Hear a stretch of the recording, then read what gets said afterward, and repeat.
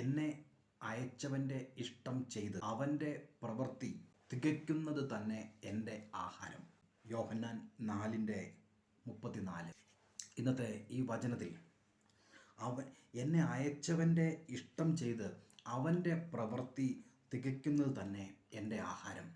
കർത്താവായ യേശുക്രിസ്തു പറഞ്ഞ വാക്കുകളാണ്. ഓരോ മനുഷ്യൻ്റെയും ജീവിതത്തെക്കുറിച്ച് ദൈവത്തിന് ഒരു ഉദ്ദേശമുണ്ട്.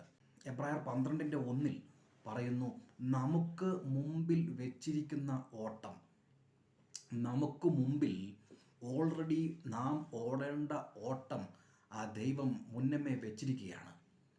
അപ്പോൾ ഈ ദൈവിക പദ്ധതി എൻ്റെ ജീവിതത്തിൽ, നമ്മുടെ ജീവിതത്തിൽ ഈ ദൈവിക പദ്ധതി നമ്മൾ നടപ്പിലാക്കിയെടുക്കുക എന്നുള്ളതാണ് പ്രധാനം. ഇവിടെ കർത്താവായ യേശുക്രിസ്തു പറയുന്നു, എന്നെ അയച്ചവൻ്റെ ഇഷ്ടം ചെയ്ത് അവൻ്റെ പ്രവൃത്തി തികയ്ക്കുക എന്നുള്ളതാണ് എൻ്റെ ആഹാരം. നമ്മൾ സമയാസമയങ്ങളിൽ ആഹാരം കഴിക്കും. ഞാൻ പറയും 1 മണിയാകുമ്പോഴത്തേക്കും ചോറ് തിന്നണം കേട്ടോ, വിശക്കുന്നുണ്ട്. ചില സമയങ്ങളിൽ ഞാൻ എൻ്റെ ഭാര്യ ഉമ്മയോട് പറയും, വൈകിട്ട് ദോശ തരണം കേട്ടോ.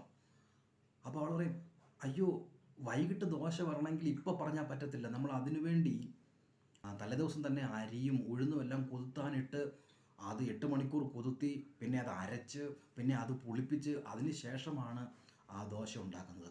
ഒരു ആഹാരത്തിന് വേണ്ടി അത്രത്തോളം ഒരുക്കി കാത്തിരുന്നെങ്കിൽ മാത്രമേ ഉള്ളൂ ഒരു രുചികരമായ ഭക്ഷണം നമുക്ക്, അല്ലെങ്കിൽ ഒരു വിശേഷപ്പെട്ട ഭക്ഷണം നമുക്ക് അത് തയ്യാറാക്കി അത് വിളമ്പുവാൻ കഴിയുകയുള്ളൂ. അപ്പോൾ ഇവിടെ പറയുകയാണ് കർത്താവായ യേശുക്രിസ്തു, എൻ്റെ ആഹാരം എന്നത് ദൈവത്തിൻ്റെ പ്രവൃത്തി തികയ്ക്കുക എന്നുള്ളതാണ്.